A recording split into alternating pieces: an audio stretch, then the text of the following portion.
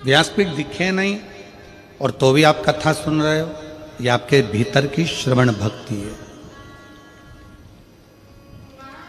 शबरी अम्बा ने अपने कानों से सुना था, गुरु मातंग बाबा ने कह दिया था कि राम आएंगे, तो उनके कानों में ये बैठ गया कि राम आएंगे, मतलब सत्संग सुन लिया, कथा सुन ली कि आएंगे तो आएंगे।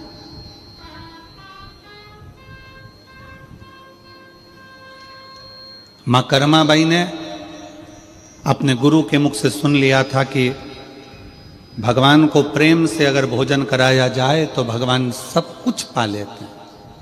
कर्माबाई ने वो नजारा भी देख लिया।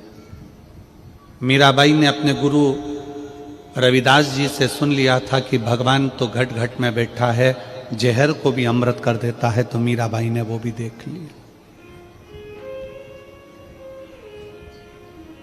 मीराबाई ने वो भी देख लिया।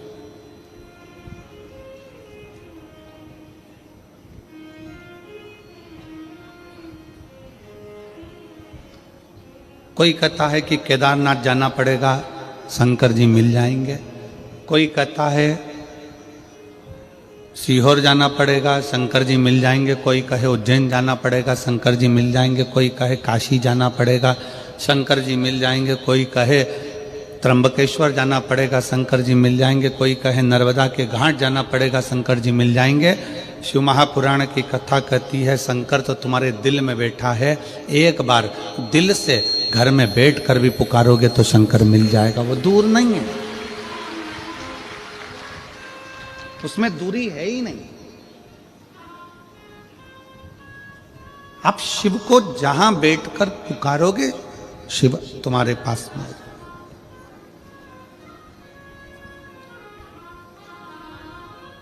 पर हमारे अंदर अहंकार इतना भर गया, काम इतना भर गया, लोभ इतना भर गया, आसक्ति इतनी भर गई, तृष्णा इतनी भर गई, वासना इतनी बढ़ गई। हमारे भीतर दूसरे का भाव लेने का, दूसरे का धन लेने का मन में इतना भाव बढ़ गया कि हम दूसरे के धन को पाकर सुखी होना चाहते हैं।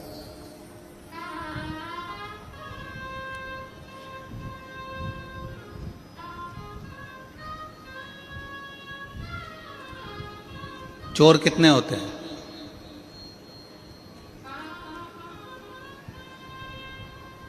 जैसे कपड़े की वैरायटी होती है उसी तरह चोटों की भी वैरायटी होती है। अलग अलग तरह के चोर होते हैं। किसी के घर में घुस गया बिना पूछे, वो भी जम के बोलो जरा चोर है। वो भी क्या है? चोर है। किसी का रखा हुआ सामान बिना पूछे उठा लिया, वो भी जम के बोलो चोर।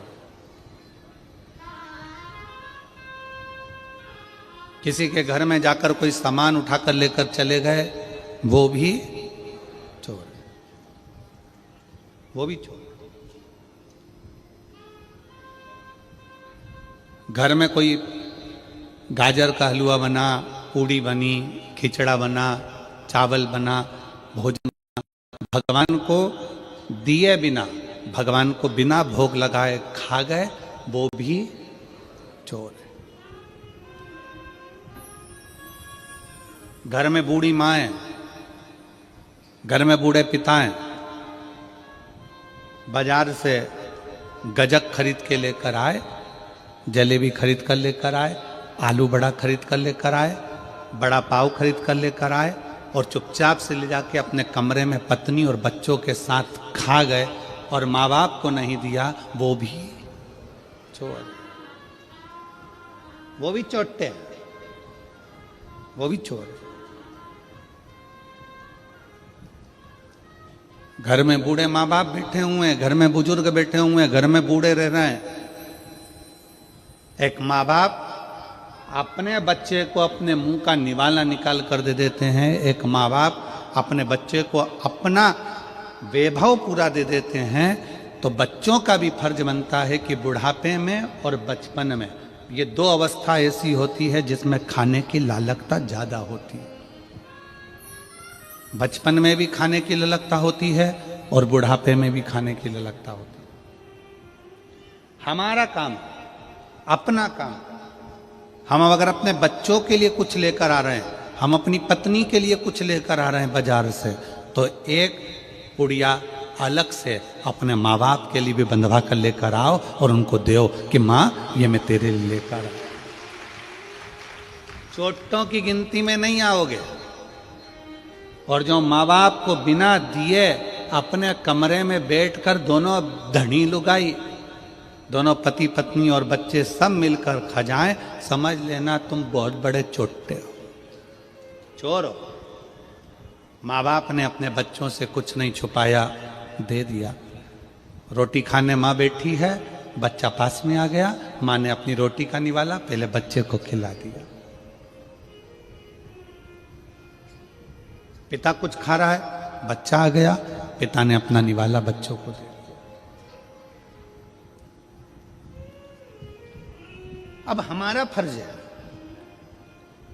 अब हमको चाहिए कि हमारे माँ बाप बूढ़े हो गए हैं, हमारे माँ बाप बुजुर्ग हो गए हैं, तो उनको भी बुढ़ापे में कुछ ना कुछ खाने की ललकता बनेगी। उनके भी हृदय में भाव आता है कि मैं कुछ खाऊं। शरीर से बनता नहीं है तो बहुओं से कह सकते नहीं है।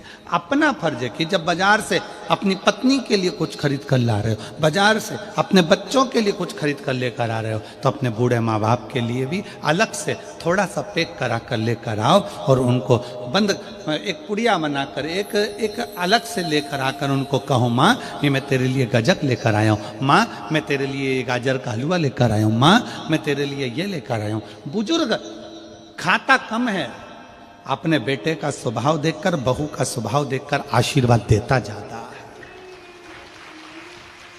आशीर्वाद ज्यादा देता है।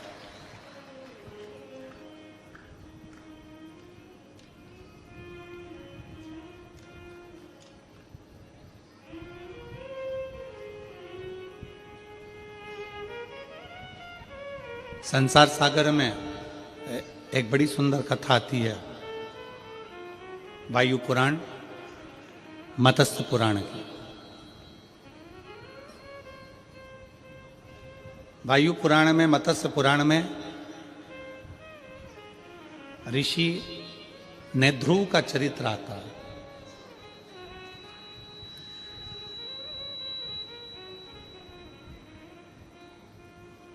ऋषि नेध्रुव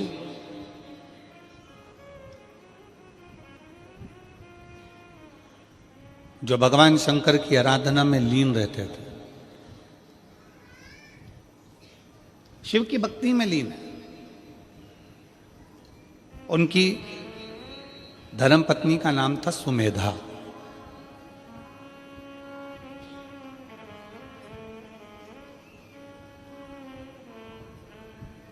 सुमेधा का एक काम था, कोई भी पत्ता सुमेधा पेड़ पे से तोड़ लेती थी और उस पर शंकर के शिवलिंग की आकृति बनाती थी। जैसे ये दीदी श्री शिवाय नमस्तुभ्यम लिखती हैं, वैसे उसका नियम था सुमेधा का। किसी भी वृक्ष की पत्ती को तोड़ लेती है और उस पर शंकर जी की आकृति बनाती, शिव की आकृति।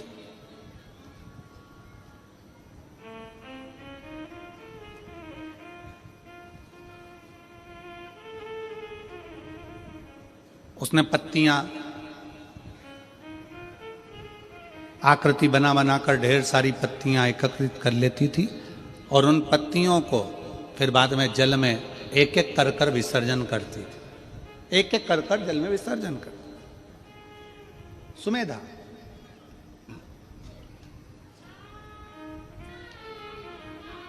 नेध्रुव ऋषि की धर्म पत्नी सुमेधा कोई भी पत्ती मिल जाती, उस पर चंदन से, अबीर से, गुलाल से, जो उसके पास में होता उससे उस पर वो शिवलिंग बना लेती।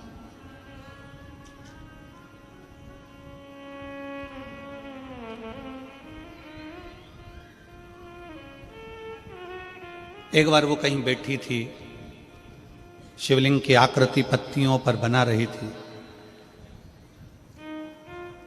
अपनी मस्ती में बैठी थी।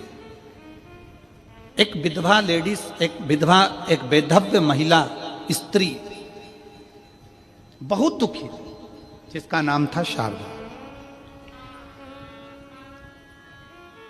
वायु पुराण का ये चरित्र है, मत्स्य पुराण में भी इस चरित्र का वर्णन आया है।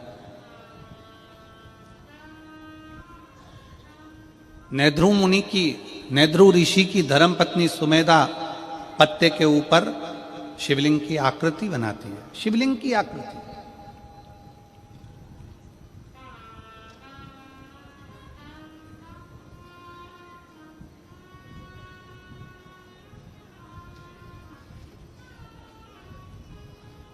एक वैधव्य स्त्री जिसका पति उसको छोड़कर चले गया, प्राण छूट गए उसके, घर में 4 बच्चे हैं छोटे छोटे, उन बच्चों का पालन करना है उसको, उसके पास में धन नहीं, उसके पास में वैभव नहीं है। पूरे गांव गांव नगर नगर घूम घूम कर काम मांगती है कि मुझे कोई काम मिल जाए, मुझे कोई ऐसा कार्य बता दो जिससे मेरा जीवन कट जाए, अच्छे से निकल जाए, मैं बहुत दुखी हूं। पूरे गांव गांव में घूमने के बाद में वो जहां पर सुमेधा बैठकर शिवलिंग बना रही थी, सुमेधा बैठकर पत्ते के ऊपर शिवलिंग की आकृति बना रही थी, वहां पर जाकर खड़ी हो गई, वहां जाकर खड़ी है।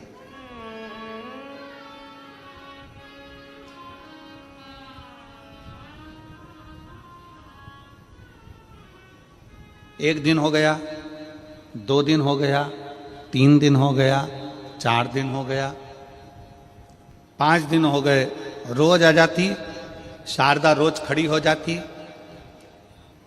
केवल खड़ी हुई शिवलिंग की आकृति बना रही है सुमेधा और उसको देख रही है।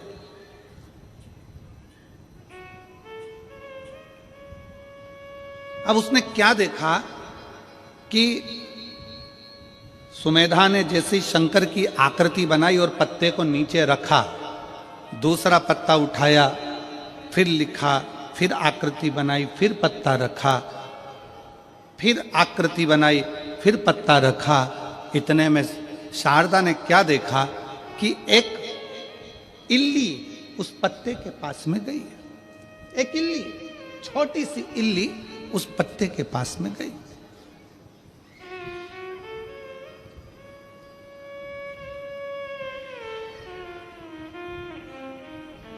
और शारदा देख रही है कि वो इल्ली पत्ते के पास में जाती है और पत्ता उसने धीरे धीरे धीरे धीरे खाना प्रारंभ किया, पत्ता उसने धीरे धीरे खाना प्रारंभ किया।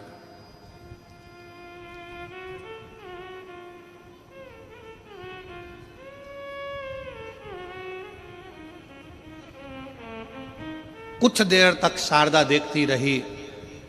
उसने क्या देखा कि पत्ते को जैसे ही इल्ली ने खाना प्रारंभ करा और वो शंकर का जो शिवलिंग सुमेधा ने बनाया था, इल्ली खाते खाते वहां पर पहुंची है, उतनी देर में इल्ली के प्राण छूट जाते हैं और वो एक मनुष्य की आकृति धारण कर कर, कानों में कुंडल, गले में माला पहनकर सामने से देव योग से वैकुंठ लोक की ओर, इस मृत्यु लोक से जा रही है।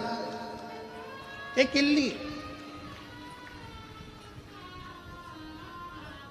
एक छोटी सी इल्ली पत्ते को खाई और वैकुंठ को जा रही। शारदा को बड़ा आश्चर्य हुआ। मैं जंगल जंगल घूम रही हूं, नगर नगर जा रही हूं, गांव गांव जा रही हूं, सबसे प्रार्थना कर रही हूं, मेरे बच्चे भूखे हैं, भोजन चाहिए, मेरे बच्चों को क्या खिलाऊंगी, पति चले गया, मैं अकेली मेरे बच्चों को कैसे पालूंगी, नेत्रों से नीर बह रहा है। 5 दिन तक उसने लगातार यही लीला देखी। उस पत्ते को इल्ली खाती चली जाती, कोई जीव खाता चले जाता, कोई बकरी खाती चली जाती। उसने बड़ा विचित्र देखा। आखिरी में 7 दिन निकल गए और 7 दिन के बाद में वो अपने हाथ जोड़कर सुमेधा के सामने जाकर खड़ी हो गई। सुमेधा के सामने विनय करने के लिए सुमेधा से कहा, ए बहन, मेरे को एक बात कहना। सुमेधा ने कहा, तुम कौन हो? मेरा पति चले गया, शांत हो गया, मैं वैधव्य हूं, विधवा हूं, मेरा नाम शारदा है, मेरे 4 बच्चे हैं, भूखे हैं, भोजन नहीं मिलता, जगह जगह जाकर काम करती हूं, कुछ उठा लाती तो अपने बच्चों को खिला दे। बहुत दयनीय स्थिति है मेरी। मैंने देखा है, आप पत्ते पर कुछ बनाती हो। सुमेधा मुस्कुरा कर कहती है, मैं शिवलिंग बनाती हूं। शिवलिंग? हाँ। इससे क्या होगा? तो कहा, मेरे पति ने, ध्रुव ने मुझे बताया था कि अगर शंकर का शिवलिंग किसी जगह अंकित किया जाता है तो वह अंकित किया गया शिवलिंग भी हमें तेज बल और तप प्रदान करता। आप लोगों ने कभी देखा है कि एक राम नाम लेखन की बैंक भी होती है? आप लोगों को मालूम है? ऐसी किताब मिलती है, उसमें राम राम राम राम राम राम राम राम लिखते हैं लोग। नमः शिवाय लिखते हैं लोग। ओम नमः शिवाय लिखते हैं लोग। श्री शिवाय नमस्तुभ्यम, श्री शिवाय नमस्तुभ्यम लिखते हैं। कौन कौन ने देखी? जरा हाथ उठा। देखिए आप लोगों ने, ऐसी किताब मिलती है, पर्चा मिलता है, उसमें आपको लेखन करना पड़ता है। उसका फल क्या है?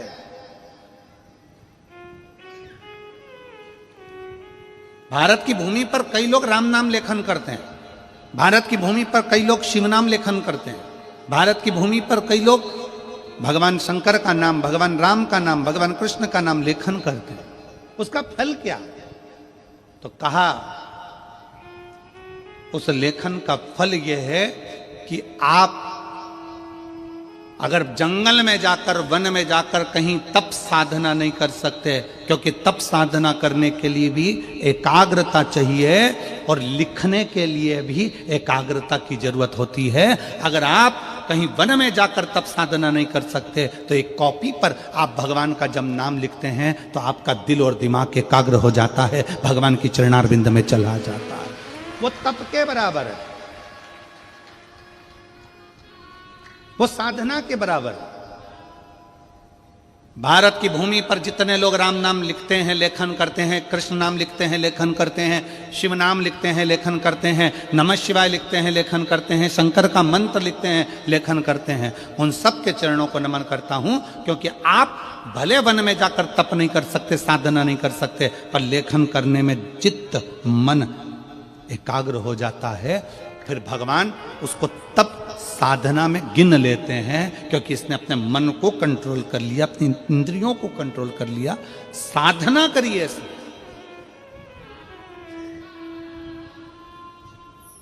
मन को संयमित करा इसने। मैं धन्यवाद देता हूं राम नाम लेखन वालों को, मैं धन्यवाद देता हूं शिव नाम लेखन वालों को, मैं धन्यवाद देता हूं कृष्ण नाम लेखन वालों को, जो लिखते रहते हैं, लेखन करते, केंद्रित कर रहा है। सुमेधा कहती है, मेरे पति ने मुझे बताया था कि शिव नाम अंकित करना है, मैंने भगवान शंकर का शिवलिंग अंकित करा है। जब से मैंने अंकित करना प्रारंभ करा, तब से मेरे बाबा ने मेरे ऊपर करुणा करना प्रारंभ करी। मैं देखती हूं कि इल्ली उस पत्ती को खाती है तो बैकुंठ चली जाती है, बकरी उस पत्ती को खाती है तो बैकुंठ चली जाती है। उस पत्ती को जो खाता है वो परम पद की ओर चले जाता है। मुझे समझ में नहीं आता, पर मैंने अपने पति का कहना माना। तब पूछा मैंने एक बार अपने पति से कि ये पत्तियां खाने वाला जीव परम पद की ओर कैसे चले जाता है? तो मेरे पति ने, ध्रुव ने कहा कि जब तुम दिल, दिमाग, मन, चित्त, वृत्ति सब एक जगह लगा लेते हो तो हजारों हजार तप करने के बराबर तुम्हारी लेखन की मुद्रा हो जाती है और उसका फल उस जीव को प्राप्त हो जाता है। लेखन की मुद्रा,